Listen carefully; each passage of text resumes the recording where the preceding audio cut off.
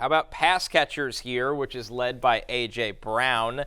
A.J. Brown. Mason Rudolph, by the way, is one of those guys that's in danger of that. Yeah, absolutely. Without a doubt. Yeah. It's a do-or-die game. It's a do-or-die game for them. Yep. If he throws a couple picks, he's in big trouble. Yep. A.J. Brown against the Giants. Matthew, top 5 wide receiver for you this week? No question about it. Devontae Smith, we talked about it earlier in the show. He's dealing with that ankle sprain. Who knows how healthy he'll be, if he can go or not. And this year, when he sees at least 8 targets, A.J. Brown's averaging over 20 fantasy points per game.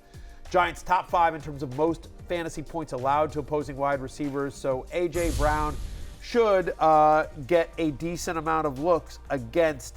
This is a game that Philadelphia needs to win to, maintain a chance at winning the NFC East. So they're going to play their starters, and A.J. Brown should have a big game. He's my number 5 wide receiver this week against the G-Men. Yeah. Nick Sirianni talked about resting guys a little bit. I don't understand that at all.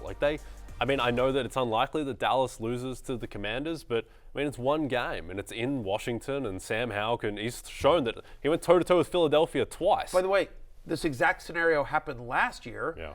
And the Commanders beat the Cowboys in the last week of the season with Sam Howell under center. Yeah. Now, the Cowboys, they had different motivations last year than they do this year, but the Cowboys still want to beat Cowboys always want to beat the Commanders. Those two teams hate each other, and so, the Cowboys are trying.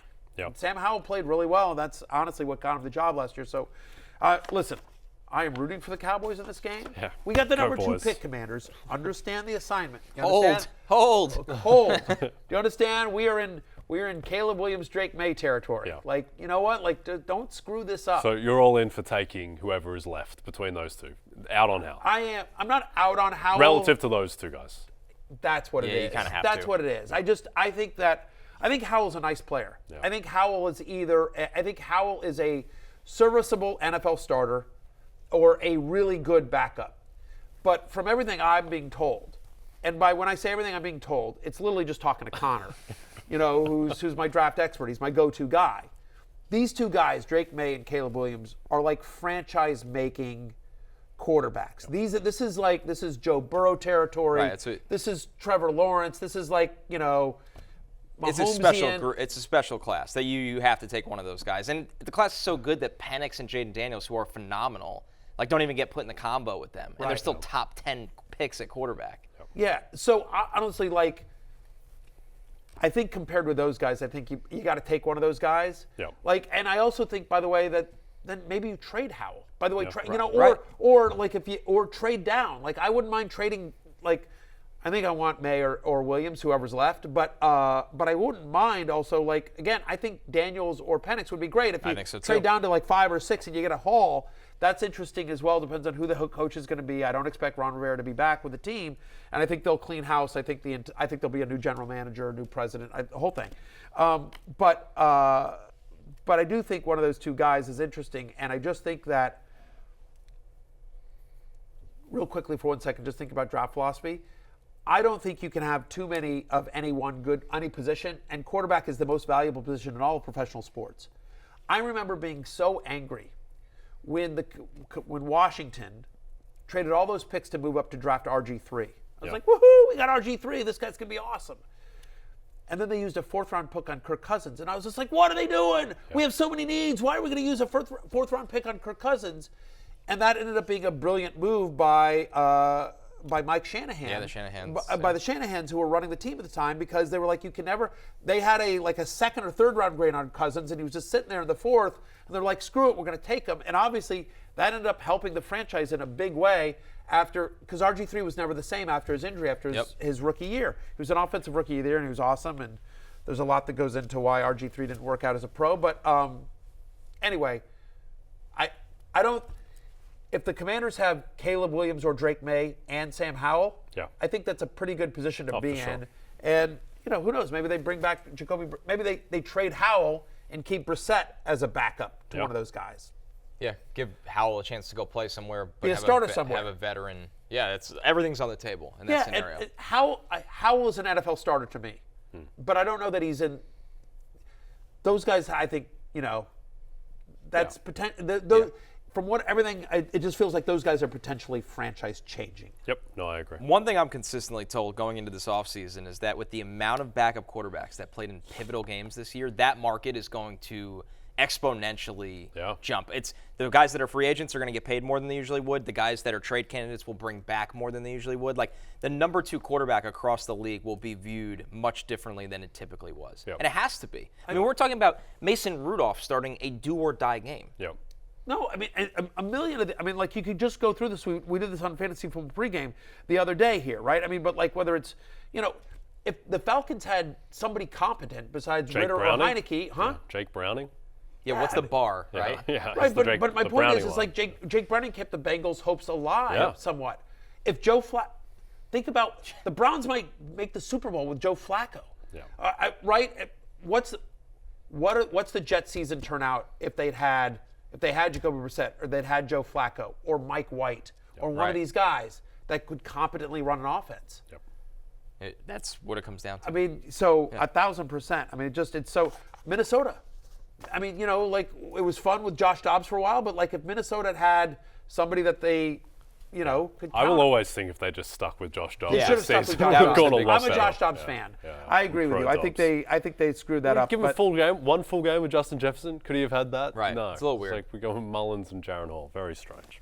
All right, our other wide receiver here on the love list, Mike Evans, Jay. He's got the Panthers, but we did talk about the variance with Baker Mayfield's injury right now. Yeah, it's a little bit of a concern. You would suspect that if Baker can go, that hopefully he's in a good enough position to be able to feed Evans. Evans was a monster last time he played Carolina. He went 7 for 162 and a touchdown. Mike Evans is about to have the quietest 1,300-yard, 13-14 touchdown season in NFL history. Just no one pays attention to the Bucs. Antoine Winfield Jr. missed the Pro Bowl last night. Buda Baker gets in over it. It's just incomprehensible. Insane. Yeah, it's like voting Sam Howell MVP over Lamar Jackson. Like, what? How did the Antoine Winfield not get in? So, no, I think Evans, if Baker can go and is at a reasonable health level, you'd expect that Evans will be a monster. Multiple end zone targets through the last 3 weeks. Like, again, we always sort of, when you make start decisions, one of the things you always say is, like, who's most likely to score a touchdown? And is there a wide receiver in the NFL these days more likely to score a touchdown than Mike Evans? I don't think there is.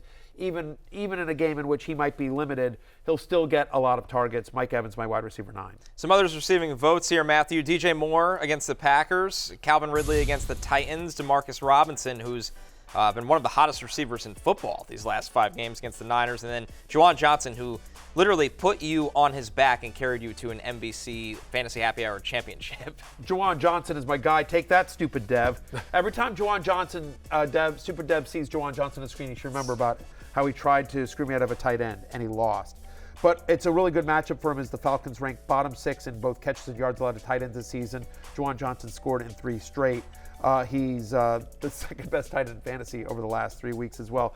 You mentioned Demarcus Robinson. Look, Cooper Kupp's not going to play. I think Puka Nacua plays just to get him the record, right? Which is like 29 yards and a couple of receptions. So I think you see a lot of Demarcus Robinson, who has 5 straight games with at least 13 fantasy points, 29% target share last week for Demarcus Robinson. Calvin Ridley, I'm a little bit nervous, again, about Trevor Lawrence, but it's worth noting the Titans have allowed the 3rd most receptions to wide receivers this season. When they played last, Ridley had 31 points against the Titans back in Week 11. And finally, DJ Moore, this year with Justin Fields under center, 29% target share. Super talented. You're starting DJ Moore. He's my wide receiver 10. Great matchup as well. You brought up the Rams situation, Matthew. Cooper Kupp not playing. Jay, Puka Nacua chasing a 63-year-old record, the rookie receiving record. How do you set that market? It has to be like, 30s? Because he's going to come out as soon as he gets it, but he is a guy that has big or at least intermediate catches consistently, like 37.5. Yeah, I mean, I think you probably have to set it high 30s just because it's unlikely he goes and he just finishes his reception at exactly 29 yards or whatever. It's an interesting betting thing, and books will probably adjust to this, and it's always relative to price, but stuff like betting on Puka Nacua to get a reception on the Rams' first drive, like that should be as short as that market has ever been in history, because that's the only reason he's in the game is to get this record. So I think that Puka, I wouldn't be, if you're still playing in fantasy, I wouldn't want to start Puka Nacua because he's just going to come out after he gets that record, and they've signaled their intent. Also, the Rams are maybe the most conservative team in the NFL with resting players. Like, they don't play their guys in the preseason, and they're showing their hand not playing Stafford and Kupp and these guys. So, and honestly, like, I saw a clip from McVay's press conference. Guy on Twitter named the Coach Speak Index does a great job. His name's Greg. And anyways, but he tracks all the coaches, like who's honest and who's not. It's really good. He's really good. Give him a follow. But what I would say is that, he's like McVay has about a 70%, this is according to Coach Speak Index, who tracks this stuff. He's got about a 70% track record of like what he says on the podium. It turns out to be true. And he was basically saying like, we want to get him the record, but we want to be smart, is in essence, which is basically saying like, look, he's going to get his 30 yards and he's coming out. Right? 30 yards, and how many receptions does he need?